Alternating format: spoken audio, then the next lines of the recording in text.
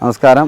ഞാനിപ്പോൾ ഇന്നിവിടെ പറയാൻ വേണ്ടി വന്നത് നമ്മുടെ +2 കഴിഞ്ഞ എല്ലാ വിദ്യാർത്ഥികളും +2 പാസ്സായ ഒരുപാട് കുട്ടികൾ കഴിഞ്ഞ കൊല്ലം പാസ്സായവരുണ്ടാവും, ഈ കൊല്ലം പാസ്സാകാനുള്ളവരുണ്ടാവും.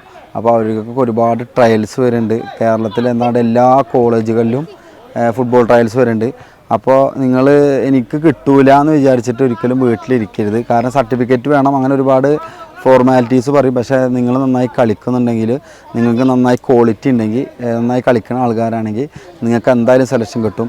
സർട്ടിഫിക്കറ്റ് എന്ന് പറഞ്ഞാൽ ചിലപ്പോൾ ചില ആളുകളൊന്നും കളിക്കാൻ പറ്റിയിട്ടുണ്ടാവില്ല, സ്കൂൾ ബേസ് ഒന്നും കളിക്കാൻ പറ്റിയിട്ടുണ്ടാവില്ല. പക്ഷേ ഒരു കോളേജ് ലൈഫൊക്കെ ആകുമ്പോഴത്തേനും അവരൊന്നുകൂടി നന്നായി കളിക്കുന്ന ആൾക്കാരുണ്ടാവും.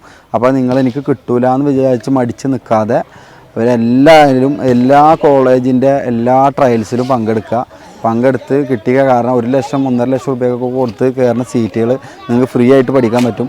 ഈ പഠിക്കണതിൻ്റെ കൂടെ, ഈ കളിക്കണതിൻ്റെ കൂടെ കുറച്ച് പഠിക്കുകയും ചെയ്താൽ ഡിഗ്രി പാസ്സാവുകയും ചെയ്യും. അപ്പോൾ എല്ലാവരും അത് മുതലെടുക്കുക. കാരണം ഒരുപാട് ട്രയൽസുകൾ ഇപ്പോൾ വന്ന് തുടങ്ങിയിട്ടുണ്ട് എല്ലാ കോളേജിൻ്റെയും. അപ്പോൾ എല്ലാവരും പങ്കെടുക്കുക, അറ്റൻഡ് ചെയ്യുക, കിട്ടിയില്ലെങ്കിൽ അറ്റൻഡ് ചെയ്യുക, വെറുതെ ട്രൈ ചെയ്യുക. അയച്ചിട്ട് നഷ്ടപ്പെടാനൊന്നുമില്ല. അത് നിങ്ങൾ അതിന് വിചാരിച്ചിട്ട് മൗനമായിട്ട് വീട്ടിലിരുന്നാൽ അതന്നെ ഉണ്ടാവുള്ളൂ. അതൊരിക്കലും ഉണ്ടാവരുത്. എന്തായാലും പോയി അറ്റൻഡ് ചെയ്യുക, പങ്കെടുക്കുക, ട്രൈ. ചിലപ്പോൾ ഭാഗ്യമാണ്, നന്നായി കളിച്ച് കഴിഞ്ഞാൽ കിട്ടും. അപ്പോൾ അതിനെക്കുറിച്ച് നിങ്ങൾ അതിനെക്കുറിച്ചൊരു ഇതും വേണ്ട, വേവലാതിയും വേണ്ട, എന്തായാലും പങ്കെടുക്കുക. All the best.